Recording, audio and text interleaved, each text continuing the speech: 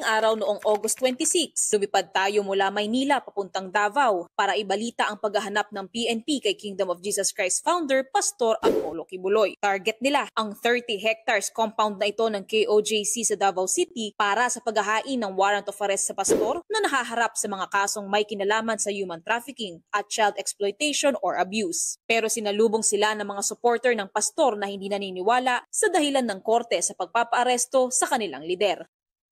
Totoo lang kasi kami po ang papatunay. Kami dito punta lang kami nung alam ko na mga nangyayari pagtuturo ni Pastor sa amin dito.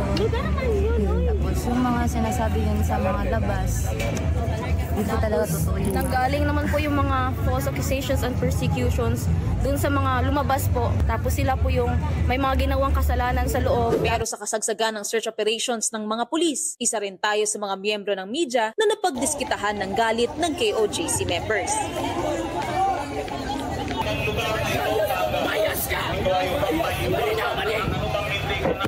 Ibinabalita namin lahat ng sentimiento nila.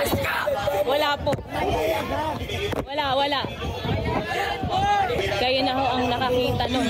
Ilang ulit ding nagpang-abot ang mga pulis at taga-KOJC. Nagdiwang naman sila ng aprubahan ng Davao Regional Trial Court noong August 27 ang Temporary Protection Order para malaya silang makalabas-pasok sa compound. Dapat po ang mga pulis, salamat po sa inyo, pwede na po kayong umalis.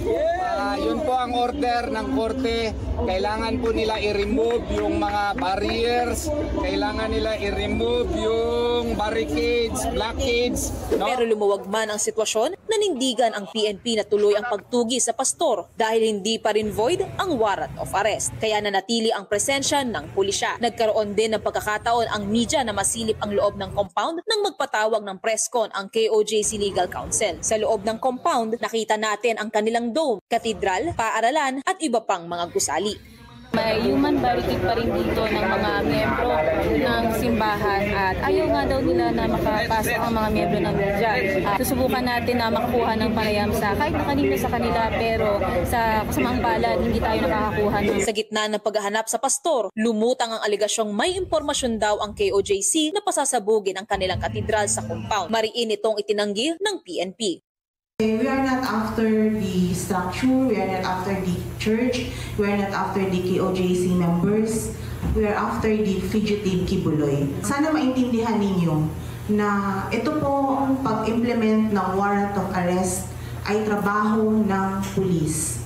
Inutos po ito sa amin ng korte.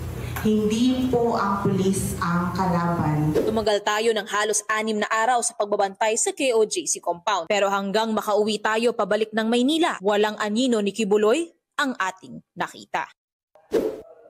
Mananatili ang warrant of arrest kay Quiboloy hanggat hindi ito binabawi ng korte o hindi siya nauhuli. Kaya ang tanong na lang, hanggang kailan siya magtatago at hanggang kailan siya hanapin ng mga otoridad?